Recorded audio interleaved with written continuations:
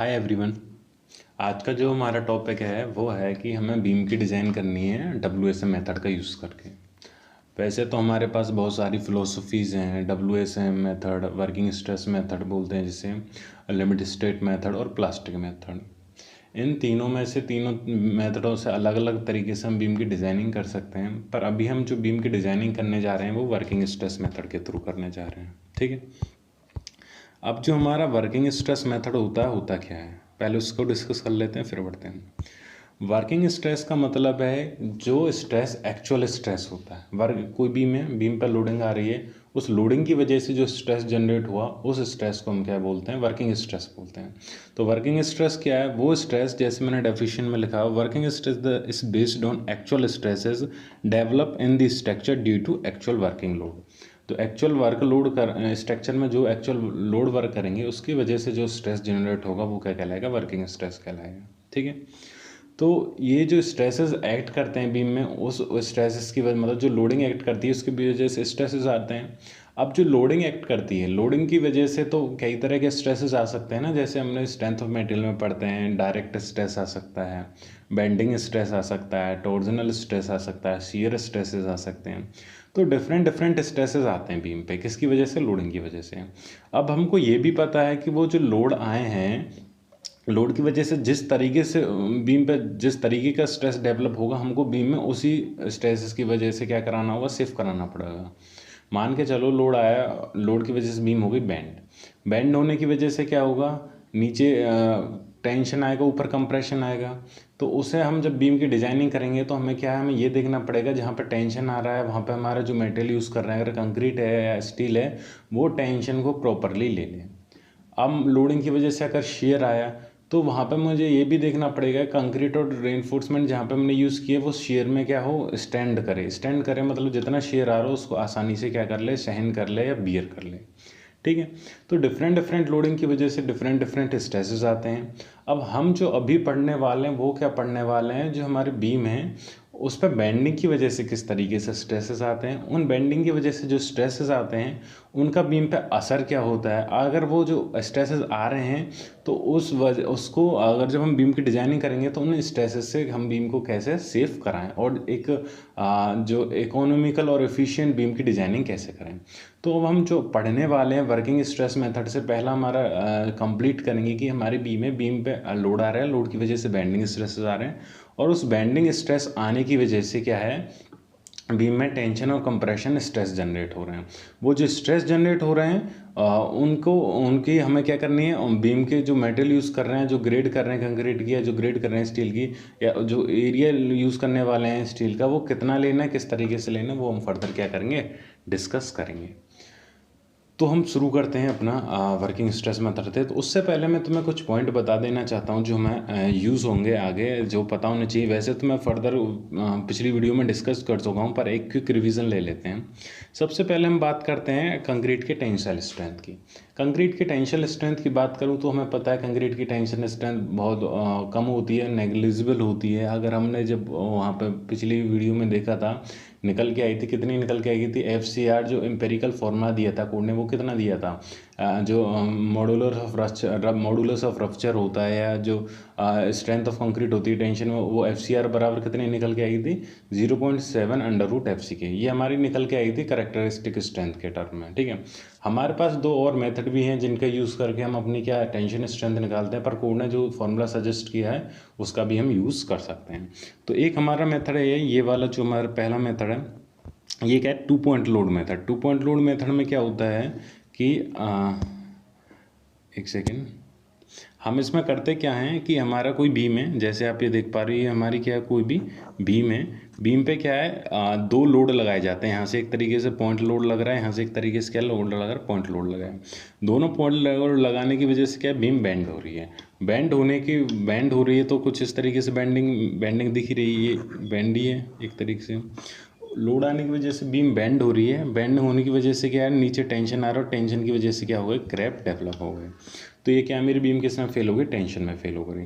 तो जब हम इस तरीके से 2 पॉइंट लोडिंग की करते हैं किसी भी बीम पे, कंक्रीट की बीम पे, और उसकी टेंशन स्ट्रेंथ निकालते हैं, तो वो टेंशन स्ट्रेंथ निकालते हैं हम किसका है, फ्लेक्सुरल फॉर्मूला यूज़ करके। तो मैंने यहाँ पे लिखा हुआ है कि 2 point load are applied 2 point load are applied to get a uniform bending moment। अब हम 2 point load इस वजह से अप्लाई करते हैं कि 2 point load अप्लाई किए ना हमने यहाँ पे, एक ये किया और एक ये किया। ये 2 point लोड इस वजह से अप्लाई करते हैं जिससे कि जो मेरा बेंडिंग मूवमेंट है कांस्टेंट बना रहे, प्योर बेंडिंग मूवमेंट बना रहे, जिसकी वजह से जो टेंशन आएगा वो भी एक एग्जैक्ट मतलब करेक्ट टेंशन होगा।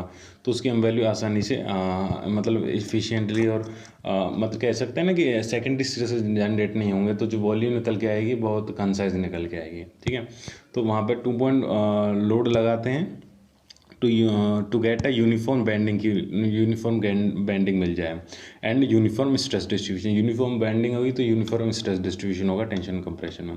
इसको जो हम कैलकुलेट करते हैं वो कैलकुलेट करना हमारे पास फ्लेक्सुरल फॉर्मूला है। उसमें क्या करते हैं फ्लेक्सुरल फॉर्मूला में FCR बराबर कितना निकल के M × Y/I। तो फ्लेक्सुरल फॉर्मूला हमने स्ट्रेंथ ऑफ मेटल में पढ़ते हैं, तो उसकी सहायता से हम क्या है टेंशन स्ट्रेंथ निकाल सकते हैं।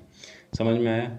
अगर दूसरे तरीके की बात करूं, जो निकालने का तरीका हमारे पास है tension strength by split tensile test. Split tensile test का मतलब ये है कि यहाँ पे हमारा एक सेकेंड, यहाँ पे हम क्या करते हैं एक सिलेंडर क्यूब ले लेते हैं, सिलेंडर ले लेते हैं कंक्रीट का, एक सिलेंड्रिकल बना लेते हैं, जो आकार होता है सिलेंड्रिकल फॉर्म में बना लेते हैं। उस पर कंप्रेसिव फोर्स लगाते हैं। कंप्रेसिव फोर्स लगाने की वजह से जब मैं यहाँ से कंप्रेसिव फोर्स लगाऊंगा, यहाँ से कंप्रेसिव फोर्स लगाऊंगा, तो ये जब इन दोनों को दबाएगी तो क्या होगी, ये कंक्रीट इस तरीके से फैलने की कोशिश करेगी। जब ये फैलने की कोशिश है मतलब इस जगह क्या आ रहे हैं टेंशन स्ट्रेसेस आ रहे हैं, और टेंशन स्ट्रेसेस आ रहे हैं तो इस वजह से इनका फेलियर क्या होगा, ये जो क्रैक आ रहा है ये फेलियर हो गया। तो जब अब यहाँ पे मेरा जो मेन इंटेंशन क्या है कि यहाँ पे मैं कंप्रेसिव फोर्स लगा रहा हूँ, और कंप्रेसिव फोर्स की वजह से क्या है वो उस कंक्रीट के सिलेंडर पे क्या है टेंशन स्ट्रेसेस जनरेट हो रहे हैं, जिसके कारण वो स्प्लिट हो गई 2 पार्टों में। तो यहाँ पे देख पा रहे हो कि अगर जब ज़्यादा लोड बढ़ता चला जाएगा, एक सेकेंड, तो ज़्यादा लोड बढ़ता चला जाएगा तो ये क्या है पूरा अलग हो जाएंगे, 2 पार्टों में अलग हो जाएंगे। तो इस वजह से हम इस टेस्ट का नाम क्या दिया, स्प्लिट टेस्ट दिया, या tensile strength of concrete by split cylindrical test. ठीक है, तो ये हमारे दोनों टेस्ट होते हैं जिन पे हम जिनकी सहायता से हम टेंशन टेस्ट करते हैं, या फिर कोड का हमारा जो एम्पेरिकल फॉर्मूला है 0.7 √FC उसका यूज़ करके हम अपनी टेंशन स्ट्रेंथ निकालते हैं। ठीक है, तो एक बात हमको पता है कंक्रीट टेंशन में बहुत कमज़ोर होती है, उसकी टेंशन स्ट्रेंथ कम होती है। इस वजह से हम क्या है अपनी स्टील यूज़ करते हैं जिस जगह हमारा टेंशन आता है। ठीक है, फर्दर आगे बढ़ते हैं। अब जब हम बीम के एनालिसिस करेंगे, कोई भी बीम हो, किसी भी जगह बीम हो, प्लिंथ बीम हो और या फिर हमारी कोई टाई बीम हो या स्लैब बीम हो, बीम कहीं भी यूज़ हो रही होगी, बीम पर लोडिंग होगी। अब जो लोडिंग की वजह से स्ट्रेसेस जनरेट होंगे, अभी हम सिर्फ स्पेसिफिकली बात कर रहे हैं लोड की वजह से जब बेंडिंग स्ट्रेसेस आ रहे हैं या बेंडिंग आ रही है, लोड की वजह से डायरेक्ट टेंशन भी आएगा, शियर भी आएगा, टॉर्जन भी आएगा।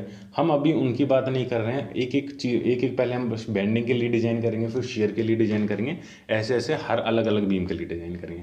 तो हम ही बात कर रहे हैं बीम पे क्या आ रही है बेंडिंग। यहाँ पे आप देख पा रहे हो कोई भी एक स्ट्रक्चर है बना हुआ है, यहाँ पर कोई भी बीम उठा लो, ये बीम उठा लूँ, ये बीम उठा लूँ, ये बीम उठा लूँ, ये बीम उठा लूँ, कोई भी बीम है, अगर यहाँ पर स्लैब डलेगी आगे फ्रेमवर्क काम होगा तो इस पर क्या होगा, लोड आएगा। लोड आने के बाद क्या होगा, ये बीम मेरी बेंड होने की कोशिश करेगी। बीम बेंड होने की कोशिश करेगी का मतलब ये है कुछ किस तरीके से बेंड होगी, मैं बताऊँगा। इस बीम पे लोड आएगा, लोड होने के बाद क्या है, ये बीम बेंड होने की कोशिश करेगी। अब बेंड होने की कोशिश करेगी कुछ इस तरीके से, मेरी क्या होगी, बीम बेंड होगी। ये जो तुम्हें दिख रहा है ये बीम मेरी क्या एक तरीके से थोड़ी थोड़ी बेंड हो गई। बेंड होने के साथ साथ यहाँ पे देख रहे हो ये क्रैक भी डेवलप हो रहे हैं इसमें, क्योंकि कंक्रीट की टेंशन स्ट्रेंथ है नहीं, और लोडिंग की वजह से जो टेंशन आ रहा है वो टेंशन कंक्रीट की टेंशन स्ट्रेंथ से क्या है ज़्यादा, तो बीम मेरी क्या होने लगी, बेंड होने लगी। और अगर मैं लोड बढ़ाता जाऊंगा तो वो जो क्रैक हैं ये पूरे फिर और बढ़ते चले जाएंगे अंदर की तरफ, ये क्रैक और चले जाएंगे, तो फाइनली ये मेरा जो कंक्रीट है नीचे से पूरा क्रैकिंग हो जाएगी, फेलियर की तरफ हो जाएगी, पूरा फेल हो जाएगा। तो यहाँ पे जो टेस्ट हो रहा है भी क्या है हमारा, यहाँ पे देखो 2 पॉइंट लोड है, एक लोड ये रहा और एक लोड ये रहा, ये भी हमारा क्या है 2 पॉइंट टेस्ट है जो टेंशन के लिए हम करते हैं। तो डिफरेंट टेस्ट हैं। तो हमारी किस तरीके से कंक्रीट हमारी जो बीम है वो बेंड हो रही है। एक्चुअल स्ट्रेसेस में भी अगर मतलब मेरी बीम किसी स्ट्रक्चर में लगी हो, जैसे स्लैब की वजह से जब लोड ट्रांसफ़र हो रहा हो, तो जो स्लैब में जो बीम लगी है तो वो क्या होगी, बेंड होगी। बेंड वो किसी इस तरीके से होगी, तो हम क्या करते हैं कि हम पहले ही लेबोरेटरी में सारे एक तरीके से टेस्ट कर लेते हैं, जिससे हमें कुछ अंदाज़ा लग जाता है कि एक्चुअल में जब बीम पर लोडिंग आएगी तो वो किस तरीके से बिहेव करेगी। तो वही हमने यहाँ पे क्या टेंशन टेस्ट किया, तो ये एक तरीके से एस्टिमेट किया, अंदाज़ा लगा कि लोडिंग की वजह से किस तरीके से बीम मेरी बेंड करेगी। ठीक है, यहाँ पे देखो ये जो वाली मेरी बीम है ये मेरी एक तरीके की कंटिन्यूस बीम है। कंटिन्यूस बीम कहने का मतलब है जो दो सपोर्ट से ज़्यादा पे हो, तो एक सपोर्ट एरी, एक सपोर्ट एरी और एक सपोर्ट एरी एंड में। तो यहाँ पे देखो इन दोनों के बीच में यहाँ से यहाँ तक कैसे बेंड हुई है, साइज़ कम हो गया, एक सेकेंड। यहाँ से ऐसे ऐसे बेंड हुई है, इसके बाद इस पोर्शन में इस तरीके से बेंड हुई है, फिर इस तरीके से। तो कंटिन्यूस बीम में कुछ तरह इस तरीके से बेंड हो रही है और ये बेंड। तो डिफरेंट बीम है, वो जिस तरह की बीम होगी उस तरीके से अलग तरीके से बेंड होगी। सिंपली सपोर्टेड बीम अलग तरीके से बेंड होती है, कैंटिलीवर बीम में ऊपर टेंशन आता है, सिंपली सपोर्टेड बीम में नीचे टेंशन आता है। वो तो डिपेंड करता है किस तरीके की बीम हम यूज़ करने जा रहे हैं। तो बीम की लोडिंग की वजह से क्या उसका बेंडिंग हुई, बेंडिंग की वजह से उसमें क्या होगा, टेंशन स्ट्रेस जनरेट होगा। ये डायग्राम देखो यहाँ पे मेरा क्या है, बीम टेंशन में क्या हो रही है, फेल हो गई है। पूरे के पूरे क्रैक आप देख रहे हो कितने प्रोपिगेट करके, प्रोपिगेट कितने अंदर तक चले गए, तो पूरी की पूरी बीम फेल हो जाएगी, कोई यूटिलाइजेशन नहीं होगा। तो इस वजह से जब मैं बीम की डिज़ाइनिंग करूँ मुझे हमेशा ये याद रखना होगा कि बीम हमें कभी टेंशन में फेल ना हो कंक्रीटिंग की वजह से। अगर कंक्रीट की इतनी टेंशन स्ट्रेंथ नहीं है तो वहाँ पे मैं किसका यूज़ करूँगा, स्टील का यूज़ करूँगा। ठीक है, आगे बढ़ते हैं। अब मैं बात करता हूँ बीम की बेंडिंग की। तो कुछ इस तरीके से आपको दिखा देता हूँ। अरे एक सेकेंड,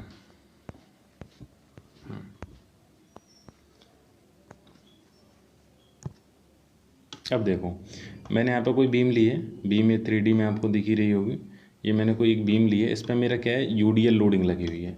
लोडिंग है, नीचे सपोर्ट है, ये मेरी कौन सी रोलर सपोर्ट है, ये मेरी हिंज सपोर्ट है। इसकी वजह से बेंडिंग है, बेंडिंग आप दिख रहे हो इस तरीके से मेरी बीम क्या हो गई, बेंड हो गई, मेरी बीम क्या हो गई, बेंड हो गई।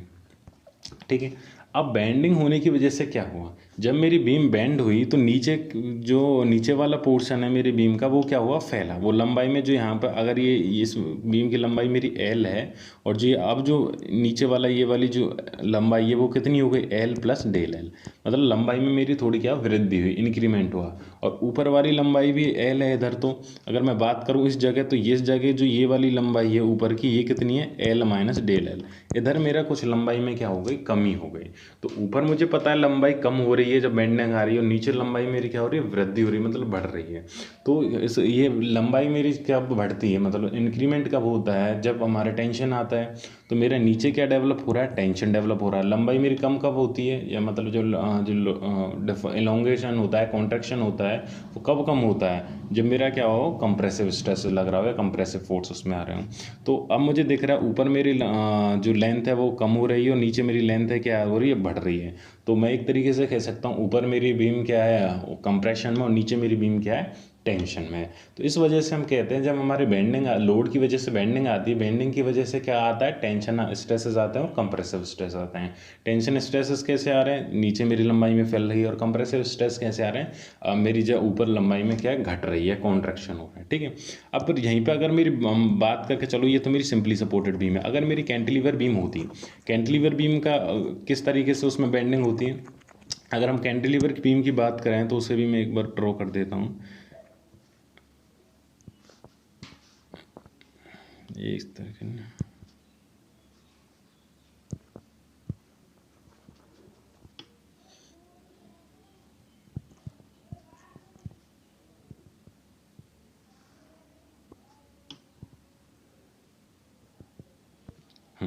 अब देखो यहाँ पे कैंटिलीवर बीम में मैंने क्या है, यूडीएल लोडिंग लगाई। यूडीएल लोडिंग के कारण वो क्या है, मेरी बीम जो कैंटिलीवर है वो बेंड हो गई। बेंडिंग होने के कारण आप देख पा रहे हो कि जो मेरी जो बीम है, बीम की जो लंबाई है ऊपर वाले पोर्शन में क्या है, लंबाई एल प्लस डेल एल हो गई, मतलब लंबाई में इंक्रीमेंट हुआ। नीचे वाली बीम में क्या है, लंबाई में डिक्रीमेंट हुआ, मतलब घटी है। तो अगर इधर से देखा जाए तो मुझे पता है जब लंबाई कब बढ़ती है, जब उसमें टेंशन स्ट्रेसेस आते हैं, और घटती कब है, जब कंप्रेशन आते हैं। तो मेरी ऊपर लंबाई बढ़ रही है तो मतलब यहाँ पर ऊपर टेंशन आ रहे हैं और नीचे क्या आ रहे हैं, कंप्रेशन स्ट्रेसेस आ रहे हैं। तो एक तरीके से तो मैं अंदाज़ा लगाया कि लोडिंग आती है, लोडिंग की वजह से बेंडिंग आई, आई। बेंडिंग की वजह से क्या है, ये बीम में लंबाई में वृद्धि भी होती है और घटना भी होता है। जिस जगह लंबाई कम होती है घटती है वहाँ क्या होता है, बेंडिंग कंप्रेशन आता है, और जिस जगह लंबाई बढ़ती है उस जगह क्या आता है, बेंडिंग टेंशन आता है। बेंडिंग टेंशन और बेंडिंग कंप्रेशन नाम इस वजह से ले रहा हूँ क्योंकि बेंडिंग की वजह से है, क्योंकि टेंशन मेरा डायरेक्ट भी आ सकता है। जब मैं किसी रोड को दोनों तरफ से खींचूँ तो वो क्या खींची, तो वो बेंडिंग टेंशन, वो टेंशन है, टेंशन तो है पर बेंडिंग टेंशन नहीं, वो कैसा डायरेक्ट टेंशन है। ऐसे ही जब मैं किसी रोड को दोनों तरफ से दबाऊंगा तो वो क्या होगी, लंबाई में घटेगी, तो मतलब उसमें कंप्रेशन आ रहा है, पर वो क्या कंप्रेशन है, वो बेंडिंग कंप्रेशन नहीं। बेंडिंग कंप्रेशन बेंडिंग की वजह से कंप्रेशन आया। तो ये उम्मीद करता हूँ ये चीज़ तुम्हें क्लियर हो गई होगी, क्या मैं समझाने की कोशिश कर रहा हूँ। तो यहाँ पे देख रहे हो लोड आ रहा है, लोड की वजह से क्या आ रही है, बेंडिंग आ रही है, और बेंडिंग की वजह से मेरा क्या है, टेंशन और कंप्रेसिव स्ट्रेसेस जनरेट हो रहा है। इतना समझ में आया, ये पॉइंट क्लियर हो जाने चाहिए। लोडिंग आ रही है, लोडिंग की वजह से बेंडिंग हो रही है, और बेंडिंग की वजह से मेरा क्या है, टेंशन आ रहा है एक जगह, और एक जगह क्या आ रहा है, कंप्रेशन आ रहा है। अगर सिंपली सपोर्टेड की बात करूँ तो नीचे टेंशन आ रहा है, ऊपर क्या आ रहा है, कंप्रेशन आ रहा है। ठीक है, अब जब नीचे टेंशन किसकी वजह से आ रहा है, क्योंकि नीचे टेंशन स्ट्रेस जनरेट हो रहे हैं बेंडिंग की वजह से, और कंप्रेशन ऊपर क्यों आ रहा है, क्योंकि ऊपर कंप्रेसिव स्ट्रेस जनरेट हो रहे हैं बेंडिंग की वजह से। तो वो स्ट्रेसेस किस तरीके से एक्ट करते हैं वो मैंने इस 3D डायग्राम में दिखा दिया, आप यहाँ देख पा रहे होंगे।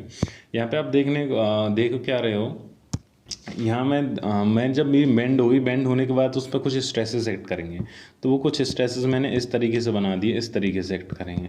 ऊपर कंप्रेशन में तो मैंने कंप्रेशन का है, और जो रेड कलर में क्या है, दोनों बाहर की तरफ भग रहे हैं, तो ये मैं क्या दिखा रहा हूँ, टेंशन आ रहा है, क्या आ रहा है, नीचे टेंशन आ रहा है। अब जो स्ट्रेस डायग्राम बना या जो स्ट्रेन डायग्राम बना, आप देख पा रहे हो ट्रायंगल बना हुआ है। किस तरीके से बनाया हुआ है, मैंने क्या बनाया है, ट्रायंगल बनाया है ना।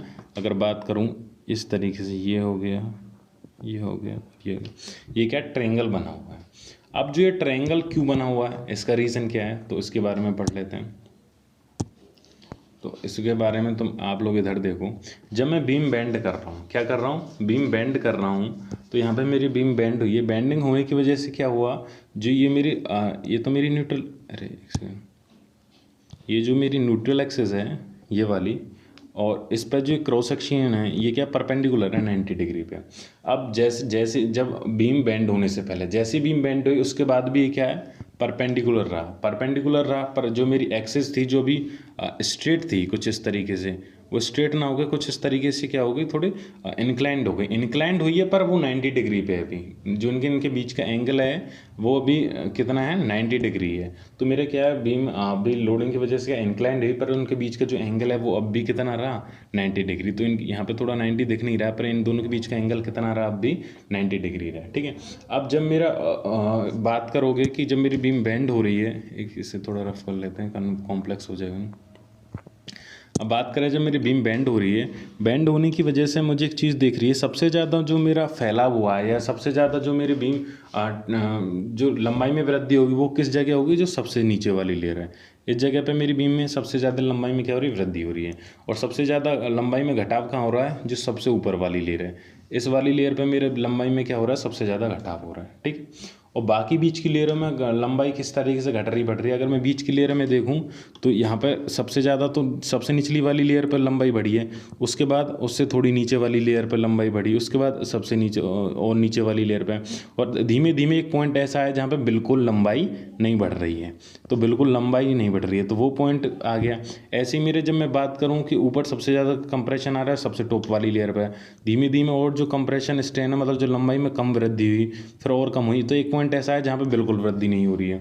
तो ऐसा पॉइंट जहाँ पे ना टेंशन आ रहा है ना कंप्रेशन आ रहा है, मतलब जहाँ ना लंबाई में वृद्धि हो रही है ना लंबाई में क्या होता है, घटना हो रहा है, मतलब ना लेंथ डिक्रीज हो रही है ना लेंथ इंक्रीज हो रही है।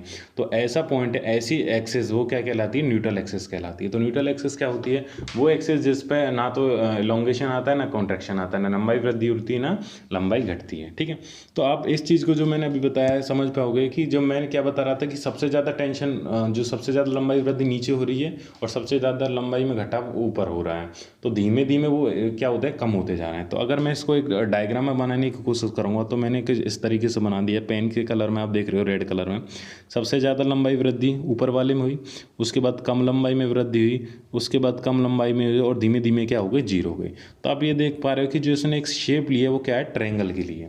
इस तरीके से ऊपर कंप्रेशन की बात करूँ, जो ब्लू पेन में दिख रहा है कि सबसे ज़्यादा जो लंबाई में घटाव हुआ ऊपर वाली में हुआ, फिर धीमे धीमे और लंबाई में कम वृद्धि हुई, फिर कम वृद्धि कम वृद्धि, आखिर में बिल्कुल वे वृद्धि नहीं हो रही है, मतलब इंक्रीमेंट नहीं हो रहा है, वो जो डिक्रीमेंट बिल्कुल नहीं हो रहा है। तो इसकी भी अगर शेप देखोगे तो वो ट्रायंगल की तरह की दिखेगी। तो अब एक चीज़ तुम लोगों को समझ में आई कि लोडिंग की वजह से बेंडिंग आई, बेंडिंग की वजह से टेंशन और कंप्रेशन उत्पन्न हुए।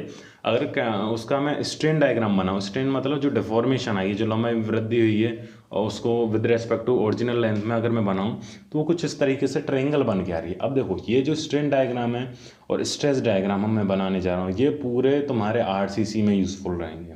अगर ये समझ में नहीं आया तो फिर कभी तुम्हारे आरसीसी मतलब आगे समझ में नहीं आएगी। तो ये चीज़ क्लियर होती चली जानी चाहिए, क्योंकि एक बार कॉन्सेप्ट छूट गया तो फिर आरसीसी पीछे रह जाएगी, समझ में नहीं आएगी। ठीक है, तो यहाँ मैं क्या देख रहा हूँ, ट्रायंगल किस क्यों बना है इसका ये तो मैं समझ में आ गया, त्रिभुज क्यों बन रहा है, क्योंकि जो स्ट्रेन है वो क्या है, एक तरीके से किस तरीके से आ रहे हैं, धीमे धीमे लीनियर फॉर्म में कम हो रहे हैं या लीनियर फॉर्म में क्या हो रहे हैं, ज़्यादा हो रहे हैं। तो ये इस वजह से हम हो रहे हैं क्योंकि हमने एक एजप्शन भी लिया हुआ है कि जो every section before bending remains plane even after bending, मतलब बेंडिंग से पहले जो सेक्शन प्लेन था, मतलब जो क्रॉस सेक्शन न्यूट्रल एक्सिस के परपेंडिकुलर था, वो बेंडिंग के बाद भी क्या रहेगा, परपेंडिकुलर रहेगा।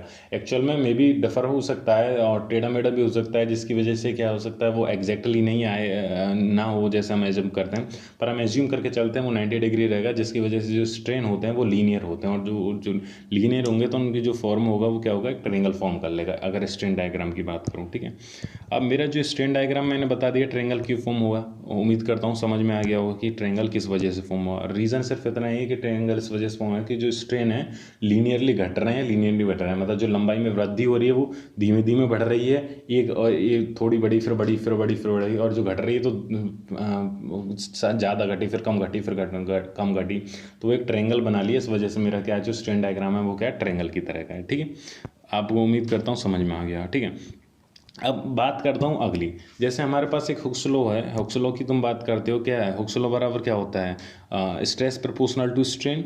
तो स्ट्रेस प्रोपोर्शनल टू क्या होता है मेरा, स्ट्रेन होता है। अब स्ट्रेस प्रोपोर्शनल टू स्ट्रेन होने का मतलब ये है कि जैसा रेशियो से स्ट्रेस बढ़ता है, स्ट्रेन बढ़ता है, उसी रेशियो से स्ट्रेस बढ़ता है। ठीक है, तो यहाँ पे मेरा जो स्ट्रेन डिस्ट्रीब्यूशन है वो ट्रायंगल है। तो अगर मैं इलास्टिक लिमिट तक की बात करूँ, जैसे हम माइल्ड स्टील में डिस्कस करते थे ना, एक टेस्ट किया था माइल्ड स्टील का, स्ट्रेंथ ऑफ मटेरियल में किस तरीके से टेस्ट करते हैं, लोड लगाया, लोड की वजह से टेंशन दिया, तो हमारे एक माइल्ड स्टील का करवाया, तो उसमें मैंने डिफरेंट पॉइंट बात कर रहे थे कि इलास्टिक लिमिट क्या होती है, जिसमें इलास्टिक पॉइंट वो पॉइंट होता है जब लोड हटा दूँ तो हटाने के बाद वो जो मेरा जितना भी उसमें लेंगेशन है ये जितनी भी लंबाई में वृद्धि हुई वो वापस अपनी उसी शेप में आ जाए। और प्लास्टिक क्या होता है, जब एक बार लंबाई में वृद्धि हुई तो वापस अपनी शेप में नहीं आ सकती, तो वो प्लास्टिक कहलाती है। तो हम सारे कॉन्सेप्ट डिस्कस कर चुके हैं। तो जब कोई भी मटेरियल अपनी इलास्टिक लिमिट में रहता है तो वो वापस अपनी शेप में आ सकता है, और जो वो शेप में आ सकता है, अगर प्रोपोर्शनल लिमिट की बात करें, जहाँ पे स्ट्रेस और प्रोपोर्शनल होते हैं, स्ट्रेन के होते हैं अंडर इलास्टिक लिमिट, तो उस जगह क्या होता है कि मेरा स्ट्रेस प्रोपोर्शनल टू स्ट्रेन होता है। तो हम जो वर्किंग स्ट्रेस मेथड एनालिसिस कर रहे हैं वो किसके अंदर है, एक तरीके से इलास्टिक लिमिट के अंदर है। इलास्टिक लिमिट मतलब प्रोपोर्शनल लिमिट के अंदर है। तो हालांकि हमें पता है जो कंक्रीट का हमारा कर्व बनता है स्ट्रेस स्ट्रेन डायग्राम, जो पिछली क्लास में डिस्कस किया है, वो लीनियर नहीं होता है, वो अलग अलग ग्रेड का अलग अलग होता है, और ना उसका कोई परफेक्ट कोई इलास्टिक पॉइंट होता है। फिर भी हम वहाँ पे कोड ने एक डिसाइड किया था कि 1.1/3 FCK पे क्या है मेरा पॉइंट होगा, वहाँ पे क्या है मेरा जनरली जो एक स्ट्रेस और स्ट्रेन आएंगे वो क्या होंगे, एक लीनियर होंगे, स्ट्रेट लाइन में होंगे या प्रोपोर्शनल होंगे। तो हमने वहाँ पे इंडिकेट किया था जब मॉड्यूलस ऑफ वेलोसिटी हमने पढ़ाया था, उसके डिटेल में एक वीडियो पढ़ी है, वहाँ पे जाकर देख सकते हैं। तो और जब हम स्टील की बात करें तो स्टील की माइल्ड स्टील में तो हमारा एक स्पेसिफाइड यील्ड पॉइंट होता है, प्रोपोर्शनल लिमिट भी होता है, इलास्टिक लिमिट भी होता है, प्लास्टिक रीजन भी होता है। पर बाकी अगर ग्रेड की स्टील की बात करूं, जैसे Fe 500 जो कास्ट आयरन वगैरह होते हैं, तो उनका कोई परफेक्ट यील्ड पॉइंट नहीं होता। पर वहाँ पे हम जो यील्ड पॉइंट निकालते हैं वो प्रूफ स्ट्रेन की वजह से निकालते हैं। एक 0.002 पे प्रूफ स्ट्रेन काटते हैं, वहाँ से फिर हम एक क्या टेंजेंट डालते हैं, तो उस पर जो स्ट्रेन आता है उस जगह, मतलब उस जगह जो स्ट्रेस आता है वो मेरा क्या कहलाता है, यील्ड स्ट्रेस कहलाता है। तो वहीं पे उसी के आसपास एक थोड़े नीचे पे मेरा क्या होता है, इलास्टिक पॉइंट होता है, जहाँ पे स्ट्रेस प्रोपोर्शनल टू स्ट्रेन होता है, मतलब प्रोपोर्शनल लिमिट होती है। तो ये एक एजप्शन में दिया हुआ है, एजप्शन को मैं फर्दर डिस्कस करूँगा, अभी मैं डिटेल में नहीं जा रहा हूँ, कि क्या है किस तरीके से, तो इसके लिए अलग से वीडियो बनाएंगे डिटेल में। तो इतना समझो कि हमारा क्या है कि जो स्ट्रेसेस है वो प्रोपोर्शनल टू होते हैं स्ट्रेन के, और इस वजह से अगर जो हमारे स्ट्रेन डायग्राम में निकल के आया वो प्रोपोर्शनल हो, वो भी स्ट्रेस डायग्राम भी हमारे क्या होगा उसको सिमिलर होगा, क्योंकि जहाँ लंबाई में ज़्यादा बढ़ी है मतलब वहाँ पर स्ट्रेस ज़्यादा है। अगर तो मैं एक तरीके से दूसरे तरीके से समझाऊँ, जैसे कि यहाँ पे मेरा जो लेंथ में सबसे ज़्यादा इंक्रीमेंट हुआ, लेंथ में सबसे ज़्यादा इंक्रीमेंट होने का मतलब कि यहाँ पे स्ट्रेसेस भी सबसे ज़्यादा होंगे। यहाँ पे मेरा बिल्कुल, यहाँ पे जो न्यूट्रल एक्सेस है यहाँ पे मेरा लेंथ में बिल्कुल भी इंक्रीमेंट नहीं हुआ, तो यहाँ पे मतलब जो स्ट्रेसेस होंगे वो बिल्कुल क्या होंगे, जीरो होंगे, तभी तो इंक्रीमेंट नहीं हुआ। तो इस वजह से जो इसका डायग्राम भी बनेगा वो किस तरीके से होगा, ट्रायंगल होगा। ऐसे ही ऊपर सबसे ज़्यादा जो कंस्ट्रक्शन हुआ मतलब जो लंबाई में घटाव हुआ सबसे ज़्यादा ऊपर हुआ टॉप पे, तो यहाँ पे मतलब कंप्रेसिव स्ट्रेसेस सबसे ज़्यादा, और एक पॉइंट ऐसा हुआ जो न्यूट्रल एक्सेस पे जहाँ पे बिल्कुल भी कंप्रेसिव स्ट्रेसेस मतलब जहाँ पे लंबाई में बिल्कुल वृद्धि नहीं हुआ, मतलब कंप्रेसिव स्ट्रेस बिल्कुल नहीं आ रहा, तो उसका अगर मैं इसको एक तरीके से लीनियर फॉर्म में बनाऊँ तो कुछ इस ट्रायंगल बनता है। तो अगर तुम इस तरीके से समझना था तो इस तरीके से भी समझ ले सकते हो। तो तुम्हें फाइनली समझ में आया under elastic limit, under proportionality limit, जैसा स्ट्रेन का जो मेरा क्या है स्ट्रेन कर्व है, और सेम टू सेम मेरा क्या रहेगा स्ट्रेस डिस्ट्रीब्यूशन डायग्राम में रहेगा। जैसे स्ट्रेन डिस्ट्रीब्यूशन डायग्राम है ऐसे ही स्ट्रेस डिस्ट्रीब्यूशन डायग्राम रहेगा, ठीक है। अगर मैं फाइनली कंक्लूड करूँ, मैंने अब तक तुम्हें क्या पढ़ाया, मैंने पढ़ाया है लोडिंग है, बीम पे कोई लोडिंग आ रही है, लोडिंग की वजह से क्या आ रहा है उसमें बेंडिंग हो रही है, बेंडिंग की वजह से क्या हो रहा है, मेरी बीम बेंड हुई, बेंडिंग की वजह से नीचे फैलाव हुआ, ऊपर घटाव हुआ, लंबाई में फैलने की वजह से नीचे क्या टेंशन स्ट्रेन आया, और घटने की वजह से ऊपर कंप्रेशन स्ट्रेन आया। जो टेंशन स्ट्रेन आया है तो उसका अगर मैं स्ट्रेन डिस्ट्रीब्यूशन डायग्राम बनाऊँ वो ट्रायंगल बनता है, सेम टू सेम प्रोपोर्शनल होता है स्ट्रेस के, और तो उसका स्ट्रेस डिस्ट्रीब्यूशन डायग्राम बनाऊँ वो भी क्या होता है, ट्रायंगल होता है। तो इतना मैंने तुम्हें अब तक समझाया है, डिटेल में समझाया है, समझ में आ गया होगा, ठीक है। तो मैंने इसका क्या है कि स्ट्रेस स्ट्रेन डायग्राम, यहाँ पे मैंने ये जो डायग्राम बनाया हुआ है ट्रायंगल फॉर्म में, ये क्या है मेरा स्ट्रेस डायग्राम है। ऊपर मेरा कंप्रेशन दिखा रहा है, नीचे मेरा क्या दिखा रहा है, टेंशन दिखा रहा है। बाकी अभी मैं डिस्कस नहीं करने जा रहा हूँ कि कंप्रेशर फोर्स कितना होता है, सेंटर ऑफ ग्रेविटी क्या होती है, वो हम डिस्कस करेंगे जब पर्टिकुलर इस चीज़ के लिए हम आगे क्या करेंगे, पढ़ेंगे, ठीक है। आगे बढ़ते हैं।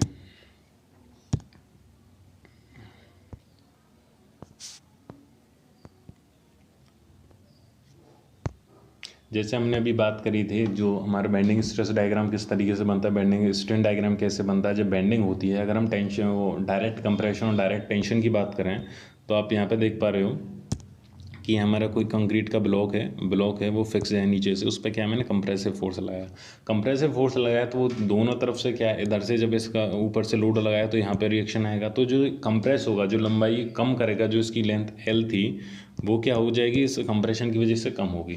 अब जो लेंथ कम होगी वो पर यूनिट लेंथ क्या सेम अमाउंट में कम होगी, per unit length same amount में कम होगी, मतलब जो इसका स्ट्रेन है वो क्या होगा, एक तरीके से लीनियर होगा। तो मैं अगर उसका स्ट्रेस और स्ट्रेन डायग्राम बनाऊँ अंदर प्रोपोर्शनल लिमिट और इलास्टिक लिमिट, वो भी क्या होगा, एक तरीके से रेक्टेंगुलर होगा। सेम टू सेम नीचे से जब मैं किसी कंक्रीट ब्लॉक पर टेंशन लगाता हूँ, टेंशन लगाने की वजह से जब वो खिंचेगी, ये पूरा का पूरा जो ब्लॉक है ये जब खिंचेगा टेंशन लगाने की वजह से, तो जो उसमें लंबाई में वृद्धि होगी वो भी यूनिफॉर्म होगी एक तरीके से under elastic limit, under proportionality limit, तो उसका स्ट्रेन डायग्राम भी क्या होगा, एक तरीके से पूरा का पूरा रेक्टेंगुलर होगा, और जो उसका स्ट्रेस डायग्राम होगा वो भी किस तरीके से आएगा, एक तरीके से रेक्टेंगुलर होगा। तो ये मैं दिखा दिया है कि किस तरीके से डायरेक्ट टेंशन में या डायरेक्ट कंप्रेशन में मेरी किस तरीके से कंक्रीट वर्क करती है, कंक्रीट हो या कोई भी स्ट्रक्चर हो, ठीक है। तो तुम्हें तीनों चीज़ समझ में आए। डायरेक्ट टेंशन का जो स्ट्रेस डिस्ट्रीब्यूशन डायग्राम है किस तरीके से बनता है, ये दिखाई दिया है, ये रहा। डायरेक्ट कंप्रेशन, डायरेक्ट टेंशन में इस तरीके से बनता है, डायरेक्ट कंप्रेशन में इस तरीके से बनता है, और जो बेंडिंग में स्ट्रेस डिस्ट्रीब्यूशन डायग्राम है इस तरीके से बनता है। अगर मेरी सिंपली सपोर्टेड बीम में तो ऊपर कंप्रेशन है और नीचे ऊपर कंप्रेशन आता है और नीचे क्या आता है, टेंशन आता है, ठीक है। अगर मेरी कैंटिलीवर बीम है तो stress distribution diagram same to same रहेगा, पर जो उसमें ऊपर क्या आ जाएगा, टेंशन आ जाएगा, और नीचे क्या आ जाएगा, कंप्रेशन आ जाएगा, ठीक है। तो डिफरेंट स्ट्रेस डिस्ट्रीब्यूशन डायग्राम है। उम्मीद करता हूँ तीनों डिस्ट्रीब्यूशन डायग्राम एकदम क्लियर समझ में आया हो किस तरीके से हमारा बनता है, ठीक। आगे बढ़ते हैं। अरे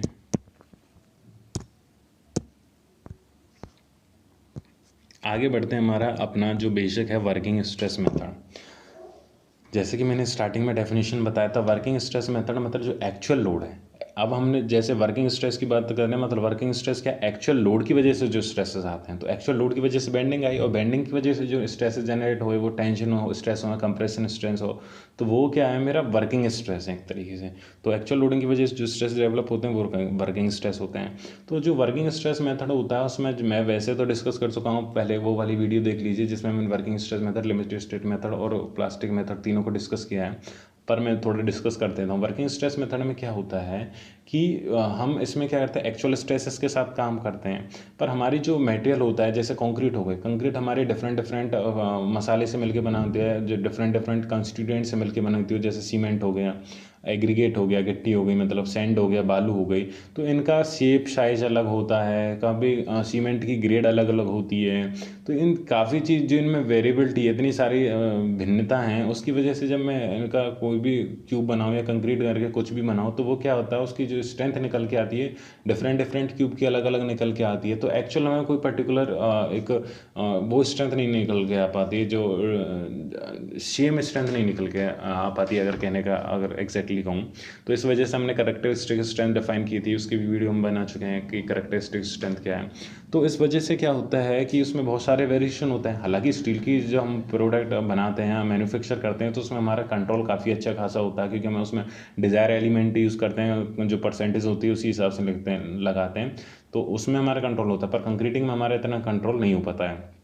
तो इस वजह से क्या होता है, जब हम एक्चुअल में कंक्रीटिंग के कोई भी स्ट्रक्चर का डिज़ाइन करेंगे, अब ये तो है नहीं कि अगर उस पर स्ट्रेसेस आ रहे हैं 100 किलोन्यूटन के आ रहे हैं, तो मैं जो अपना मटेरियल यूज़ करूँ वो इतना ही करूँ जो 100 किलोन्यूटन लोड को ही ले पाए, बस ऐसा तो नहीं कर सकता। तो मैं क्या करता हूँ, फैक्टर ऑफ सेफ्टी देता हूँ। फैक्टर ऑफ सेफ्टी देने का मतलब है कि जो लोडिंग की वजह से जो इसमें स्ट्रेसेस जनरेट हों, तो वो मैं क्या करता हूँ, या तो मैं ये मान के चल लेता हूँ जो लोड आ रहा है उसको मैं ज़्यादा मान के चल लेता हूँ।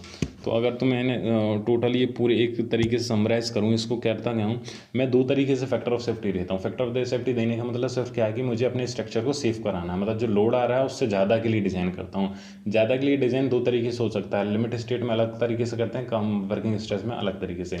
तो पहले मैं लिमिट स्टेट में बताता हूँ। लिमिट स्टेट में क्या करता हूँ, मैं मान के चलता हूँ मेरे 1000 किलोन्यूटन का लोड आ रहा है। 1000 किलोन्यूटन का लोड आ रहा है, 1000 किलोन्यूटन का लोड आने के लिए जब मेरा लोड आ रहा है, अगर मैंने इसके लिए डिज़ाइन किया, मुझे अगर मैं सरिया के लिए डिज़ाइन किया, तो मेरी एक सरिया 100 किलोन्यूटन का लोड ले सकती है। तो 1000 किलोन्यूटन के लोड को कितनी सरिया ले लेंगी, 10 सरिया ले लेंगी। तो मैं क्या करूँगा, अगर उसमें 10 सरिया डाल दूँ या 10 रेनफोर्समेंट डाल दूँ, तो मेरा क्या होगा, मेरा शेफ हो जाएगा, ठीक है। पर अगर बाई चांस कोई एक्स्ट्रा लोडिंग आ गई है, जैसे एक साथ अगर मैंने जो वाइंड लोड है, अर्थक्वेक लोड है, इनको कंसीडर नहीं किया डिज़ाइन में, एक साथ आ गए, थोड़ा सा भी लोड ज़्यादा होगा तो मेरा स्ट्रक्चर फेल हो गया। तो उस चीज़ को सेव कराने के लिए मैं क्या कर देता हूँ, फैक्टर ऑफ सेफ्टी देता हूँ। मतलब सेफ्टी के लिए कुछ फैक्टर का यूज़ करता हूँ, मतलब जो स्ट्रेंथ जो वैल्यू होती है उसमें थोड़ी ज़्यादा लेके चलता हूँ। तो किस तरीके से लेके चलता हूँ, मेरा जो लोड आ रहा है 1000 किलोन्यूटन आ रहा है, अगर मैं इस 1000 किलोन्यूटन ना मान के मैं क्या कर देता हूँ, इसमें 1.5 का मल्टीप्लाई कर दूँ। तो 1.5 का मल्टीप्लाई किया तो क्या आ गया, मेरा 1500 आ गया। यहाँ मैंने क्या किया, लोड में एक फैक्टर ऑफ सेफ्टी का मल्टीप्लाई किया, 1.5 का एक फैक्टर ऑफ सेफ्टी का मल्टीप्लाई किया, तो जो मेरा टोटल लोड आ गया वो 1500 आ गया। तो मैंने लोड क्या है, मेरा एक्चुअल लोड तो 1000 है, 1000 है, पर अब मैंने कितना मान लिया, वो 1500 मान लिया, मतलब 1500 मान लिया। वो कैसे माना, मैंने फैक्टर ऑफ सेफ्टी दे दिया किसमें, लोड में फैक्टर ऑफ सेफ्टी दिया। अब मैं क्या करूँगा, मैं ये मान के चल रहा हूँ कि मेरा 1500 लोड है, इसके लिए तुम डिज़ाइन किया। अब वही मेरी एक सरिया 10 किलोमीटर का लोड ले सकती है, तो 1500 किलोमीटर का लोड लेने एक सरिया मेरी 100 किलोमीटर का लोड ले सकती है। तो 1500 किलोमीटर का लोड लेने के लिए मुझे कितनी सरिया चाहिए, कितने रेनफोर्समेंट चाहिए, 15 रेनफोर्समेंट चाहिए। तो जहाँ मैं अभी पहले 10 देने वाला था उस लोड के लिए, 10 में वो शेफ तो हो जाता, पर उससे ज़्यादा आता तो उसमें क्या हो जाता है, बिल्कुल वो फेल हो जाता। तो अब मैं क्या दे रहा हूँ, 10 की जगह कितने दे के चल रहा हूँ, 15 सरिया दे के चल रहा हूँ। तो यहाँ से तुम्हें एक चीज़ समझ में आई, यहाँ पे मैं क्या है, फैक्टर ऑफ सेफ्टी का इस्तेमाल किया। लोड में फैक्टर ऑफ सेफ्टी देती, जिस वो उस फैक्टर ऑफ सेफ्टी देने का कारण यही है कि मेरा जो एक्चुअल स्ट्रेसेस है, लोड की वजह से जो एक्चुअल स्ट्रेसेस आएँ, उसमें मेरे स्ट्रक्चर फेल ना हो एटलीस्ट। तो मैं ऑलरेडी क्या करके चलता हूँ, उसे सेफ करा के चलता हूँ, ठीक है। बात करता हूँ अगर मैं वर्किंग स्ट्रेस मेथड में, अगर मैं वर्किंग स्ट्रेस की बात करूँ, वर्किंग स्ट्रेस में किस तरीके से फैक्टर ऑफ सेफ्टी देते हैं, मैं कहता क्या हूँ, वहाँ पे मैं तो मैं बता रहा हूँ कि वर्किंग मतलब जो एक्चुअल लोड पे काम कर रहे हैं, जो एक्चुअल लोड की वजह से स्ट्रेसेस आ रहे हैं, तो मैं वहाँ पे करता क्या हूँ, जो मेरा एक्चुअल लोड आ रहा है, एक्चुअल लोड मान के चलो कितना 1000 किलो न्यूटन का लोड आ रहा है, तो मैं क्या कर देता हूँ, मैं मान के चलता हूँ लोड उस पर 1000 किलो न्यूटन आ रहा है। बट जो मैं अपना मटेरियल लेता हूँ, मैं मटेरियल की स्ट्रेंथ जो एक्चुअल जो स्ट्रेंथ वो ले सकता है, उसकी स्ट्रेंथ को क्या करता हूँ, कम मान के चलता हूँ। कम मान का मतलब ये है, जैसे कि मैं कंक्रीटिंग की बात करूँ, कंक्रीटिंग की मेरी M30 ग्रेड की कोई मैं कंक्रीट 30 का यहाँ मतलब यह है कि उसकी जो कंप्रेसिव स्ट्रेंथ है वो 30 न्यूटन पर mm² है, वो इतना लोड ले सकती है। पर मैं क्या करके चलता हूँ, जब मैं डिजाइन करता हूँ, मैं ये मान के चलता हूँ वो इतना स्ट्रेस ले ही नहीं सकती। मैं ये मान के चलता हूँ 30 में मैं अगर 3 का डिवाइड कर दूँ, तो मैं क्या मान के चलता हूँ, मेरी जो कंक्रीट है वो कितना 10 किलो न्यूटन का लोड ही ले सकती है। अब जब मेरा 10 किलो न्यूटन का लोड ही ले सकती है सिर्फ, तो मैंने क्या किया, 30 से उसको कितना लेके चल दिया, 10 लेके चल दिया। तो यहाँ पे 3 जो दिया वो क्या दिया, फैक्टर ऑफ सेफ्टी दिया। अब देखो दोनों में तुम्हें डिफरेंस समझने वाली बात है। वहाँ पे जब हम लिमिट स्टेट में बात कर रहे थे, वहाँ 1000 में 1.5 का मल्टीप्लाई किया था, वो कितने बनाया था हमने, 1500 बनाया था, मतलब 1500 बनाया था। यहाँ पे हम जो फैक्टर ऑफ सेफ्टी दे रहे थे वो किसको दे रहे थे, लोड को दे रहे हैं। तो जब हम लिमिट स्टेट के थ्रू जब बीम की डिजाइन करेंगे तो वहाँ पे फैक्टर ऑफ सेफ्टी बीम को देंगे। अब यहाँ पे जो हम वर्किंग स्ट्रेस मेथड में जो फैक्टर ऑफ सेफ्टी देते हैं, किसको देते हैं, मेटल को देते हैं। मेटल के मतलब जो स्ट्रेसेस को देते हैं। स्ट्रेसेस को कैसे दिए, मेरे जो ये कितना 30 किलो न्यूटन पर mm² का लोड ले सकता है, तो मैंने उसमें 3 का फैक्टर डिवाइड किया। तो मैंने क्या किया, मेरा जो मटेरियल है वो 10 न्यूटन पर mm का क्या ले सकता है, लोड ले सकता है। तो दोनों में मेन डिफरेंस यही है कि WSM में सिर्फ किस में फैक्टर ऑफ सेफ्टी देता हूँ, मेटल मतलब स्ट्रेस में फैक्टर ऑफ सेफ्टी देता हूँ। पर मैं जो लिमिट स्टेट है वहाँ पे मैं स्ट्रेसेस में भी देता हूँ और लोड में भी देता हूँ फैक्टर ऑफ सेफ्टी। तो थोड़ा सा तो मैं फैक्टर ऑफ सेफ्टी यहाँ पे लोड पे देता हूँ और थोड़ा मटेरियल के भी ले देता हूँ। तो वो दोनों तरीके से किस तरीके से देता हूँ वो मैं डिस्कस करूँगा। इसी वजह से तो वो हमारा थोड़ा एफिशिएंट होता है लिमिट स्टेट मेथड डिजाइन करने का। तो अभी मैं फर्दर उसे डिस्कस नहीं करने जा रहा, बस इतना याद रखो कि मैं यहाँ पे वर्किंग स्ट्रेस मेथड में क्या दे रहा हूँ कि स्ट्रेस में फैक्टर ऑफ सेफ्टी दे रहा हूँ। स्ट्रेस मतलब जो मेटल की स्ट्रेंथ है।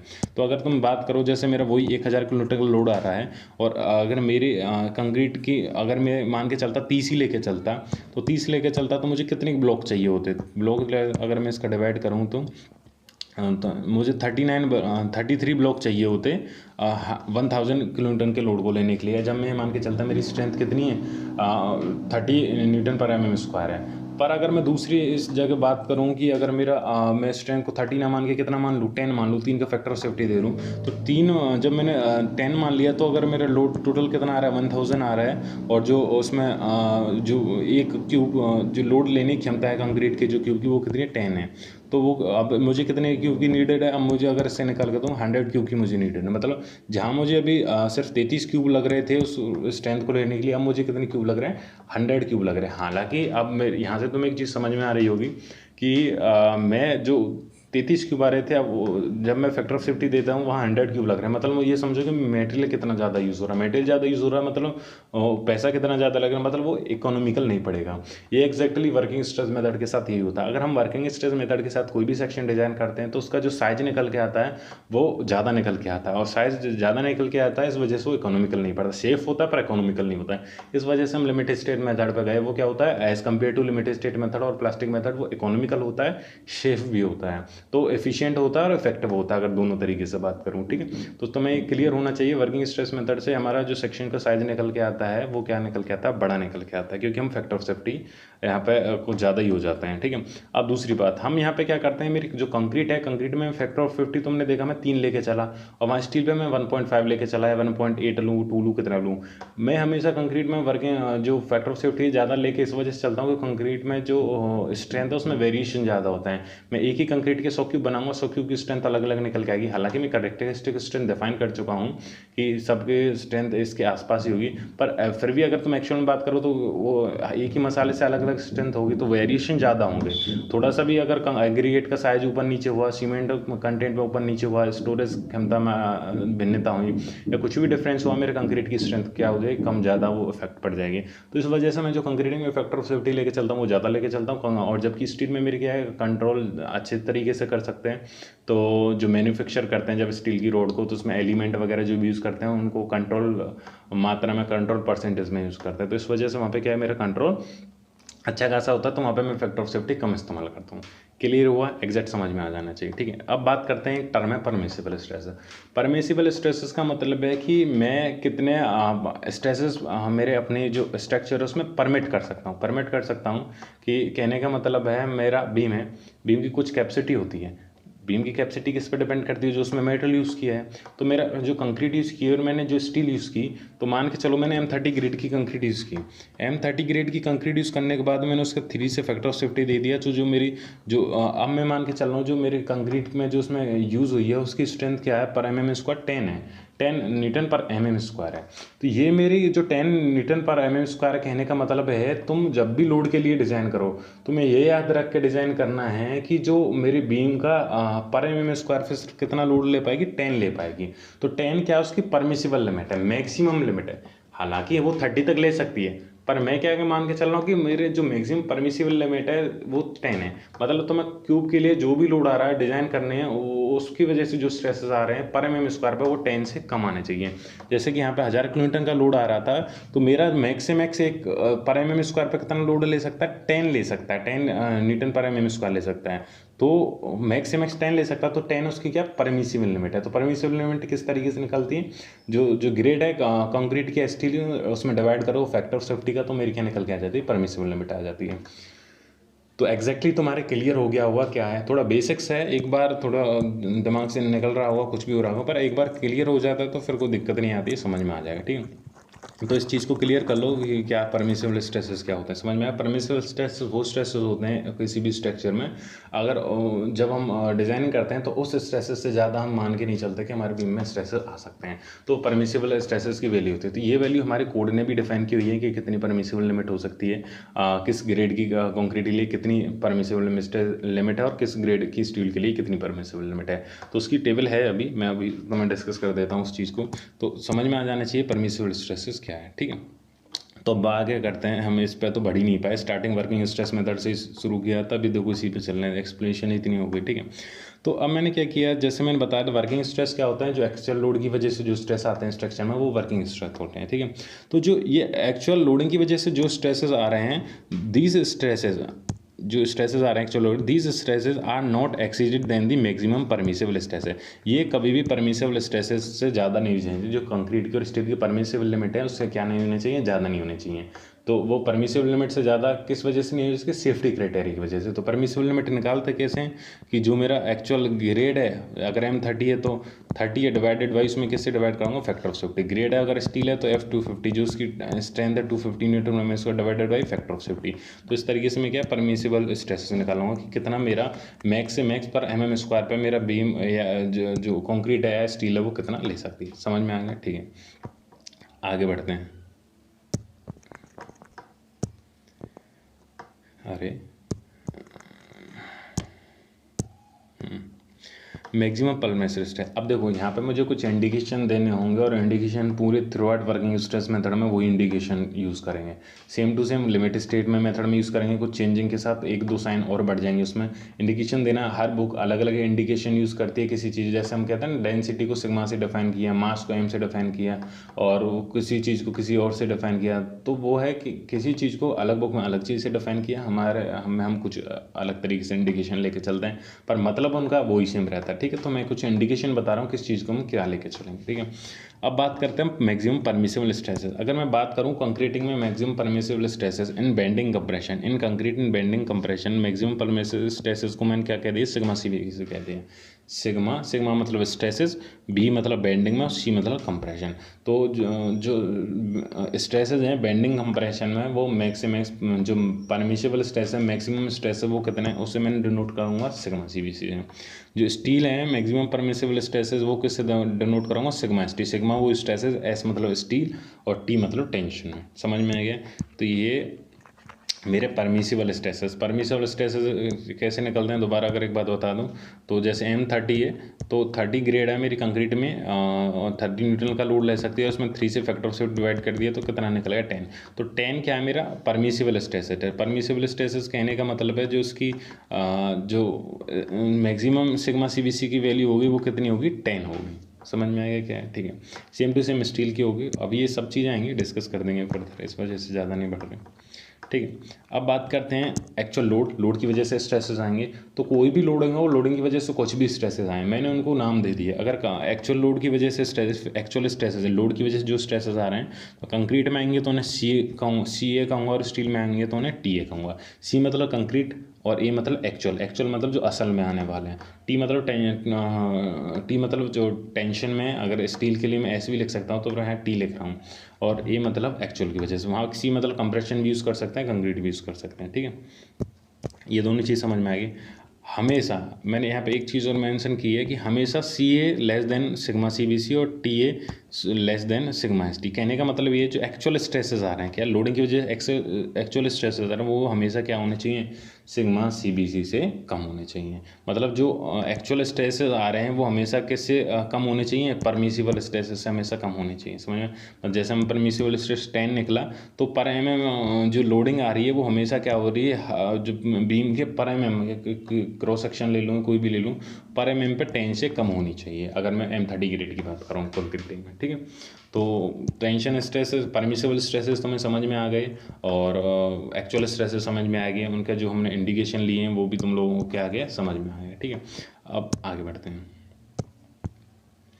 फैक्टर ऑफ सेफ्टी वही है, and WSM we apply on only one factor of safety, stress value. किस पे अप्लाई करते हैं, स्ट्रेस वैल्यू पे। जैसे M30 ग्रेड थी, 30 मतलब वहाँ पर 30 न्यूटन पर mm² का लोड ले सकता है, मतलब स्ट्रेस ले सकता है।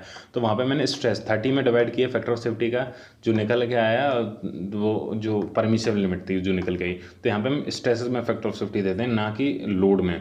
तो वहाँ पे LSM में लोड में भी देते हैं, स्ट्रेसेस में भी देते हैं। ठीक है, बात करें कंक्रीट की। अब यहाँ पे मैंने फैक्टर ऑफ सेफ्टी दे के भी दिखाया है कि कंक्रीट की कैरेक्टरिस्टिक स्ट्रेंथ क्या होती है, FC के, और स्ट्रेस में फैक्टर ऑफ सेफ्टी जो लेके चलेंगे वो 3 लेके चलेंगे, यह याद रखना है। और WSM हम कंक्रीट के लिए फैक्टर ऑफ सेफ्टी कितना लेके चल रहे हैं, 3 लेके चलते हैं। तो परमिसिबल स्ट्रेसेस क्या होंगे, वही मैंने बताया था। परमिसिबल स्ट्रेस मतलब सिग्मा CVC जो हमने अभी नया नाम दिया है, जो उसकी कैरेक्टरिस्टिक स्ट्रेंथ होती है उससे में डिवाइडेड बाई 3। तो M30 है तो M30 में कैरेक्टरिस्टिक कितनी स्ट्रेंथ कितनी है, 30। M20 है तो 20 में कैरेक्टरिस्टिक स्ट्रेंथ कितनी है, 20। तो जिस जिस ग्रेड की कंक्रीट है उसकी कैरेक्टरिस्टिक स्ट्रेंथ उतनी उस हिसाब से होती है। M20 में 20 होती है, M30 में 30 होती है, M35 में 35 होती है।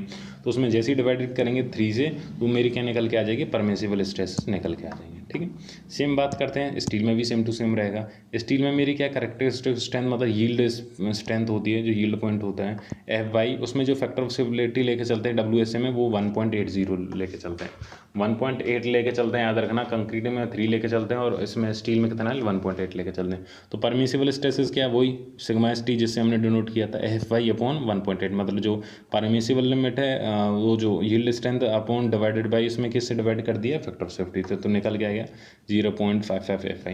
तो ये हम यूज़ करेंगे एक्चुअल अभी डिज़ाइनिंग करने में, तो ऐसे ही नहीं पढ़ रहे हैं अभी। इनका जब बीम के क्रॉस सेक्शन की बात करेंगे, डिज़ाइनिंग करेंगे, फॉर्मूले डिराइव करेंगे, फिर बीम के डिज़ाइनिंग भी करेंगे सब तरीके से। पहले हम मोमेंट ऑफ रेजिस्टेंस निकालना सीखेंगे, स्ट्रेसेस निकालना भी सीखेंगे, फिर हम बीम की खुद डिज़ाइन करेंगे। और बीम की जब तुम डिज़ाइन करने लगोगे तो मैं अंदाज़ा लग जाएगी कि बीम में कितना मुझे सरिया यूज़ करना है, ऊपर कितना रेनफोर्समेंट चाहिए, नीचे कितना चाहिए, कितना नंबर ऑफ सरिया चाहिए, उनकी जो दूरी है वो कितनी होनी चाहिए। तो सारी चीज़ें तुम एकदम समझ में आ जाओगे। तो वो फर्दर धीमे धीमे पढ़ते हैं, बस कॉन्सेप्ट अपने क्लियर करते चलो, वो कुछ पीछे नहीं रहने चाहिए। ठीक है, यहाँ पर मैंने एक पॉइंट और मेंशन किया है, no factor safety applied to loads. तो हम लोड पर कोई भी फैक्टर सेफ्टी अप्लाइड नहीं कर सकते हैं। ठीक है, तो ये हमारा एक तरीके से मैंने तुम्हें बेसिक्स बता दिया, क्या होता है मेरा WSMs का बेसिक। तो आगे एक मैं कोड के लिए तुम्हें दिखा देता हूँ, परमिसिबल लिमिट जो दे रखी हैं यहाँ पर। कोड में पेज नंबर तुम 80 पे जाओगे, कोड के पेज नंबर 80 पे जाओगे तो वहाँ पे तुम्हें मिल जाएंगी। जैसे M30 ग्रेड की, अगर मैं M10 ग्रेड की कंक्रीट की बात करूँ, तो सिग्मा CVC बेंडिंग में कितनी लेके चला है, 3 लेके चला, मतलब 10 में 3 से डिवाइड किया तो कितना एक्सप्रोक्स 9 आया। तो वो 9 अप्रोक्स 10 के बराबर ही लेके चलता है। तो वहाँ पे जो परमिसिबल लिमिट है वो कितना लेके चला, 3 लेके चला।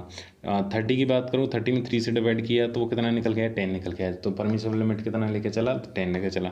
तो परमिसिबल लिमिट अलग अलग ग्रेड की कंक्रीट के लिए अलग अलग है, याद होना चाहिए।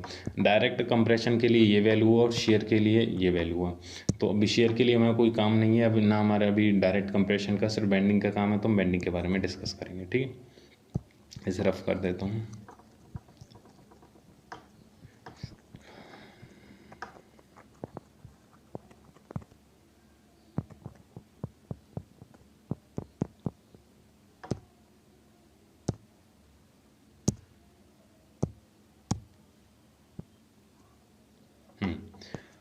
आगे बात करते हैं एजप्शन है। WSM में हमारे 4 एजप्शन होते हैं। पहला एजप्शन है कि at any section cross section before bending remains plane. दूसरा एजप्शन है जो सारे स्ट्रेसेस कंक्रीट के द्वारा मतलब जो सारे टेंशन स्ट्रेसेस हैं वो किसके द्वारा लिए जाएंगे, रेनफोर्समेंट के द्वारा, कंक्रीट के द्वारा नहीं लिया जाएगा अगर मेरा सेक्शन कैसा हो, क्रैक्ड सेक्शन हो। ठीक है, एक एजप्शन है तीसरे नंबर का ये जो स्ट्रेस स्ट्रेन रिलेशनशिप होते हैं स्टील और कंक्रीट के under working load is a straight line. Straight line का मतलब प्रोपोर्शनल लिमिट में होंगे और अंडर रिलेस्टिक लिमिट होंगे। ठीक है, तीसरा होता है modular ratio M has value 280/3 sigma C. Sigma C B C क्या परमिशन लिमिट है, मॉड्यूलर रेशियो क्या चीज़ है, हम अगले लेक्चर में डिस्कस करेंगे।